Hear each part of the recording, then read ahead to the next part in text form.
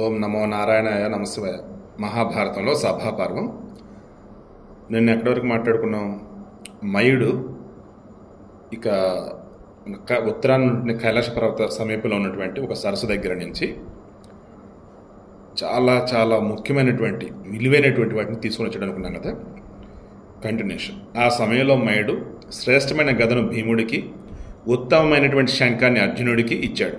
అర్జునుడి శంఖం పేరేంటి? దేవదత్తం. ఆ శంఖం యొక్క నాదాన్ని వింటే సమస్త ప్రాణికోటి కంపిస్తుంది. మహారాజా, ఆ సభలో బంగారుమయమైనటువంటి చెట్ల శోభ విరాజిల్లుతోంది. చూడండి, బంగారు వర్ణంతో ఉన్నటువంటి చెట్లు అంట. ఆ సభ 10,000 జానల పొడవు, అంతే వెడల్పు కలిగి ఉంటుంది. అగ్ని, సూర్యుడు, చంద్రుడు ప్రకాశించినట్లుగా అత్యంత ప్రకాశపూర్ణమై మనోహరంగా ఉంటుంది. ఆ సభ యొక్క తేజస్సు సూర్య తేజాన్ని కూడా తిరస్కరిస్తుంది. ఆ సభ దివ్య తేజస్సుతో వెలిగిపోతుంది. నూతన మేఘంలా ఆకాశాన్ని ఆవరించి విశాలంగా, రమణీయంగా, దోషరహితంగా ఉంది. ఉత్తమ ద్రవ్యాలతో ఆ సభ నిర్మింపబడ్డది. రత్న ప్రాకార తోరణాలతో అలరారుతోంది. చిత్ర విచిత్రాలైనటువంటి వస్తువులు, ప్రదేశాలు ఉన్నాయి. అధిక ధన సంపన్నమైంది ఆ భవనం. దానవ విశ్వకర్మ అయినటువంటి మయాసురుడు ఆ సభను అతి సుందరంగా నిర్మించాడు. మయుడు నిర్మించిన ఆ సభతో యాదవుల యొక్క సుధర్మ అనే సభ గాని, బ్రహ్మ యొక్క సభ గాని సాటిరావు. మయాసురుని ఆజ్ఞను అనుసరించి 8,000 మంది కింకరులు అనే రాక్షసులు ఆ సభకు రక్షకులుగా ఉన్నారు. వారు ఆ సభను ఒక స్థానం నుండి మరొక ప్రదేశానికి తరలింపగలరు. సో ఈ మయుడు నిర్మించిన సభ యొక్క ఇదేంటంటే, మీరు ఒక చోటు నుంచి ఒక ప్లేస్కి తీసుకెళ్ళవచ్చు అనమాట. It's movable one. గ్రేట్. ఆ రాక్షసులు భయంకరమైన ఆకారం కలవారు. ఆకాశంలో సంచరింపగలరు. పెద్ద శరీరంతో మహాబలవంతులై ఉన్నారు. కళ్ళు ఎర్రగాను పింగళ వర్ణంతోనూ ఉన్నాయి. చెవులు ముచ్చిపు చెప్పులతో సమానంగా ఉన్నాయి. ప్రాహారం చేయడంలో నేర్పరులు వారు. మయాసురుడు ఆ సభలో సాటిలేని సుందరమైనటువంటి పుష్కరిణిని నిర్మించాడు. దానికి ఏదీ సాటి రాదు. నల్ల కలువలు ఉన్నాయి.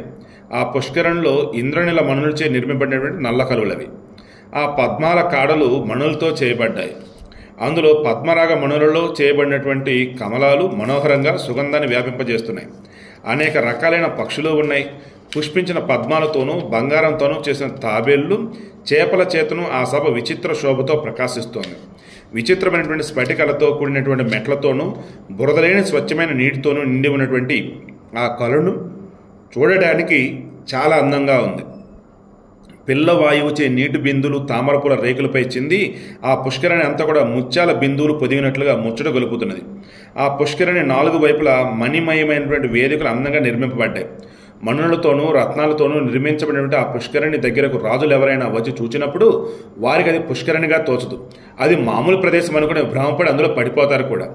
ఆ సభాభవనంలో పుష్ప ఫలాలతో ఉన్నటువంటి ఎన్నో పెద్ద పెద్ద చెట్లు చల్లని నీడని ఇస్తూ ఆహ్లాదం కలిగిస్తున్నాయి. అందమైన ఆ చెట్లు గాలికి ఎప్పుడు ఊగుతున్నట్లుగానే ఉన్నాయి. కేవలం వృక్షాలే కాదు, భవనంలో 4 వైపులా సుగంధాన్ని వెదజల్లే వనాలు, ఉపవనాలు ఉన్నాయి. అందులో హంసలు, కారండవ పక్షులు, చక్రవాక పక్షులు ఉండటం చేత అది చాలా శోభాయమానంగా ఉంది. అక్కడ ఉన్న పద్మాలతో, ఒడ్డునున్న పుష్పాలతో వాయువు సుగంధాన్ని వ్యాపింపజేస్తూ పాండవులకు సేవ చేస్తుంది. ఇటువంటి అందమైన సభను నిండుగా 14 నెలలలో మయాసురుడు నిర్మించి ధర్మరాజుకు తెలియజేశాడు. జస్ట్ 14 నెలల్లో ఇప్పుడు ఏదైతే మనం మయసభ గురించి వర్ణించున్నామో నిర్మించి ఇచ్చేస్తున్నాడు. నాకు తెలిసి ఏ సినిమాలో కూడా దీనికి సంబంధించి ఇంత ఇన్ డీటెయిల్డ్గా అయితే చూపించలేదు మనకు తెలిసి.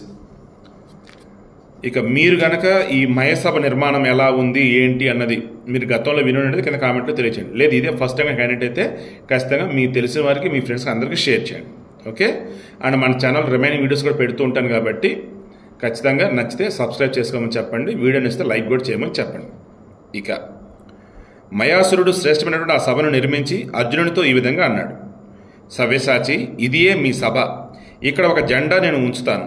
దీని యొక్క అగ్రభాగంలో భూతాలలో కింకరగణం నివాసం ఉంటుంది. నీవు ధనుష్టంకారాన్ని చేసినప్పుడే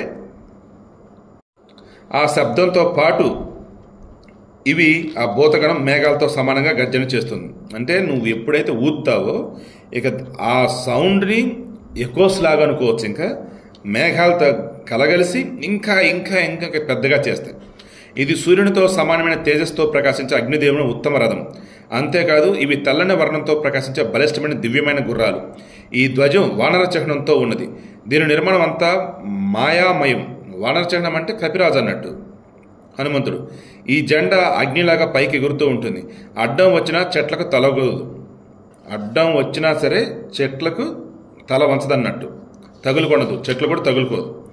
ఈ వానర ధ్వజం అనేకమైన రంగులలో కనిపిస్తుంది, అనేక రంగులతో కనిపిస్తుంది. ఇది యుద్ధంలో ఎప్పుడు పైకి ఎగురుతూనే ఉంటుంది, ఎప్పుడు వంగిపోదు, స్థిరంగా ఉంటుంది. ఈ విధంగా మయాసురుడు పలికి అర్జునుడిని గాఢంగా ఆలింగనం చేసుకుని వెళ్ళిపోయాడు. సో వచ్చాడు, వచ్చిన టాస్క్ కంప్లీట్ అయిపోయింది. ఇక అక్కడి నుంచి వెళ్ళిపోయినాడు. ఇక ఆ తర్వాత ధర్మరాజు నెయ్యి తేనె కలిపినటువంటి పులగాన్ని, పాయసాన్ని, జీవంతి అనే శాఖాన్ని అనేక భక్ష్యాలతోనూ ఫలాలతోనూ భక్ష్య భోజ్య చోష లేహ్యాది నానావిధ పదార్థాలతోనూ 1000 మంది బ్రాహ్మణులకు అన్న సంతర్పణ చేసి ఆ మహనీయుడు సభాభవనంలోనికి ప్రవేశించాడు. నూతన వస్త్రాలతోనూ పుష్పహారాలతోనూ సత్కరించి అనేక ప్రాంతాల నుండి వచ్చిన బ్రాహ్మణులను ధర్మరాజు సంతృప్తిపరిచాడు. అనంతరం ప్రత్యేకంగా వచ్చిన బ్రాహ్మణులకు అందరికీ 1000 చొప్పున గోవులను దానం చేశాడు యుధిష్ఠిరుడు. ఆ సమయంలో ఆ భవనంలో పుణ్యాహవాచన మంత్రాలు ఆకాశమంతున్నట్లుగా మారుమ్రోగాయి. కురుశ్రేష్ఠుడైనటువంటి యుధిష్ఠిరుడు అనేక మంగళ వాద్యాలు మ్రోగుతూ ఉంటే వివిధ సుగంధ ద్రవ్యాల పరిమళంతో సభాభవనంలో దేవతలను స్థాపించి పూజించాడు. అనంతరం ఆ భవనంలో ప్రవేశించాడు. అక్కడ ధర్మనందనుడైనటువంటి యుధిష్ఠిరుడిని సేవించడానికి మల్లులు, నటులు, జల్లులు, సూతులు, వైతరికులు వచ్చున్నారు. తన సోదరులతో కూడి పూజా కార్యక్రమం చేసి ధర్మనందనటువంటి యుధిష్ఠిరుడు స్వర్గంలో ఇంద్రుడిలాగా ఆ సుందరమైన సభాభవనంలోకి విహరించాడు.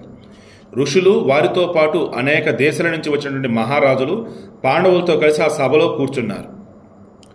అసితుడు, దేవలుడు, సత్యుడు, సర్పిర్మాలి, మహాశిరుడు, ఆర్యావసుడు, సుమిత్రుడు, మైత్రేయుడు, సునకుడు, బలి, బకుడు, దాల్బుడు, స్థూలాసురుడు, కృష్ణద్వైపాయనుడు, శుకుడు అనేవారు వ్యాసుని శిష్యులైనటువంటి సుమంత, పైల జైమినులతో నేను అంటే వైశంపాయనుడు, తిత్తిరి, జ్ఞానవల్కుడను తన కుమారునితో సహా రోమ మహర్షుడు, అప్సిహోమ్యుడు, ధౌమ్యుడు, అనిమాండవ్యుడు, కౌశికుడు, దామోష్ణిషుడు, త్రైబలి, పర్ణాదుడు, ఘటచానకుడు, మౌంజాయనుడు, వాయుభక్షకుడు, పరాశర్యుడు, సారికుడు, బలివాకుడు, సినివాకుడు, సత్యపాలుడు, కృతశ్రముడు, జాతుకర్ణుడు, శిఖావంతుడు, ఆలంబుడు, పరిజాతకుడు, మహాబాహుడైన పర్వతుడును, మార్కేండేయుడు, పవిత్రపాణి, సావర్ణుడు, బాలుకి, గాలవుడు, జంగాబంధుడు, రైభ్యుడు, కోపవేగుడు, భృగు మహర్షి, హరిబొబ్రుడు, కౌండిన్యుడు, బొబ్రుమాలి, సనాతనుడు, కాక్షీవంతుడు, ఔషజుడు, నాచికేతుడు, గౌతముడు, పైంగ్యుడు, వరాహుడు, సునకుడు, మహాతపస్వి అయినటువంటి శాండిల్యుడు, కుక్కురుడు, వేణుజంగుడు, కాలాపుడు, కటుడు మొదలగు జితేంద్రియులు, ధర్మ విద్వాంసులు, ధృతాత్ములను అయినటువంటి మహర్షులు ఆ సభను అలంకరించారు. వీరితో పాటు వేదాంగ పారంగతులైనటువంటి పండితులు, మునిశ్రేష్ఠులు, మహాత్ముడైనటువంటి యుధిష్ఠిరునితో పాటు సభలో కూర్చున్నారు.